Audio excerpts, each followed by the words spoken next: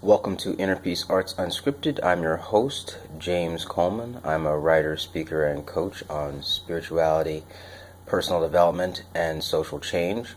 You can check out my blog at innerpeacearts.wordpress.com, Facebook and Twitter at innerpeacearts1, and email me at innerpeacearts@protonmail.com. Today, I'm going to talk just a little bit about a comment on documentaries as distractions. And I think that documentaries are a distraction at this point because I don't think anybody should be shocked at the atrocities, injustice, etc. that occurs in the world.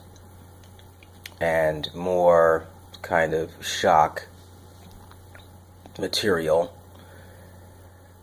is not really helpful for solving the problem. I mean, it could get some people who have some power to do something for a little while, but I don't think that in general that it changes the trajectory of where things are going, nor does it have that potential anymore. People just, I don't think, are going to be moved to action. Any kind of movement to action is going to require training. That kind of training is going to have to be on a persistent basis. It's going to have to be people willing to get together face to face and take time out of their busy days in order to do it. In fact, I think it's going to take people being less and less oriented towards the material comforts that are made available to us and living for and adhering to a, what I've recently called a non-biological principle or a directive that would, that would bring about the kind of change that we want to see in the, at least my agenda, what I would want to see. And I know I'm not alone in wanting to see that, which is why I continue to reach out and create these videos and talk about it. But I was watching Amazon, doing the dishes and wanted to have something playing. And it's actually getting more and more difficult to have anything that I want to have playing while I'm doing, these tasks that we all have to do. And there was a documentary by Weiwei, I think that's how you pronounce it. He was the Chinese artist who was locked up for a while, and he did this documentary on refugees. And I'm like, he of all people should know at this point that documentaries are not the motivation that we need. We need training. We need centers for training. We need systems for how to empower those that have been disempowered. And these need to be, consistent and available and done with free will and the intention with an agenda, not just trying to set the person free back into a system that they couldn't handle in the first place,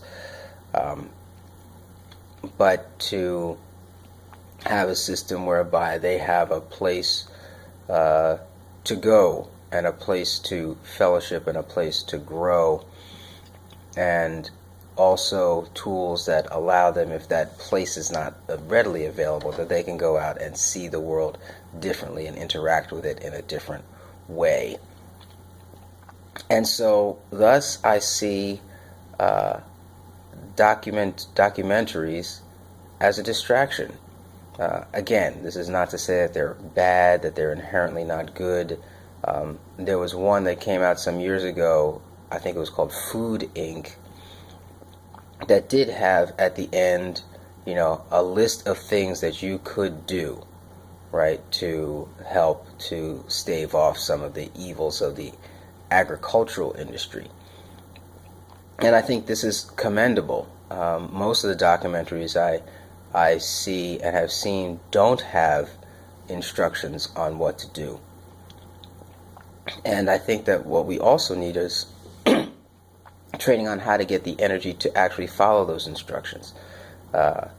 We here, at least in America, I will say that physical violence is looked at upon with complete disdain, but mental violence is completely upheld as normal, because I would argue that advertising, most of the media, the news, is all an assault against one's mental capacities. It's not designed to bring out the best in you. It's designed to keep you under control, and that control is mental control is much less expensive and much less shocking than physical control. People will actually rebel more quickly against physical control than they will mental control. And thus, when you start to teach people about mental defenses, I think you're going to, and I fully expect, as this movement grows, to bring on the ire of those that are trying to control us mentally, or through image assaults rather than physical assaults. And that by our image consumption and our high image consumption and the availability of so many high quality images, it makes it easy to assault. But once you, like you say, once you know the truth, or have a, is that a spot? It is a spot. All right. Once you have an idea about what's true, the lies are readily apparent, and it takes time to disembody some of those lies that you have embodied. But it's worth the effort. I believe it's worth the effort. That's why I do it every day. That's why I sacrifice what I sacrifice. It's why I press on in this path. But that's what I wanted to share today. Documentaries as distractions, and it enlightens. And certainly, I'm not against people watching them, but I think that the intention of them overall is not to empower, but to disempower, because the problems presented are so large. It reinforces this notion that, what can I do about it? I'm just a person. I go to work, I come home, I take care of my kids, and I don't have much time for anything else. And I think it reinforces that story. And the reinforcing of that story in turn enables them to continue to suppress and oppress. So just wanted to put that out there about documentaries, so that when we look at them, we realize we can be inside taking that next step, which is, what is it in my agenda, in my life, and what I'm doing that is acting in contrary to what is going on, or what they're talking about in the documentary. That's what's important, that you have that drive, energy, and sustainability to take those actions, which means exercising personal power, understanding what that role is, talking about it, watching what you spend your money on, watching the things that you engage in, what you teach your children, etc. And of course, I'm working on specifics for this to engage people in, so that it's not just rhetoric.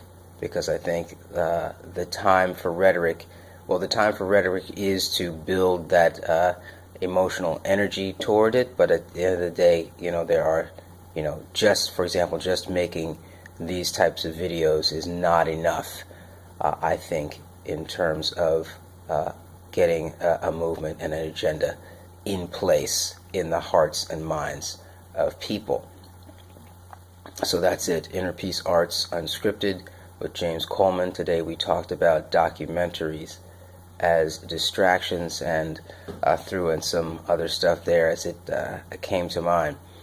And I appreciate all the time everyone spends with me in these videos, and I am more convinced than ever that this is a path to seeing a different kind of world to live in. Yevarechecha Adonai ve'yishmerecha, Ya'er Adonai panav elecha v'yichuneka, Yisa Adonai panav elecha ve'yasem lecha shalom. Have a great day.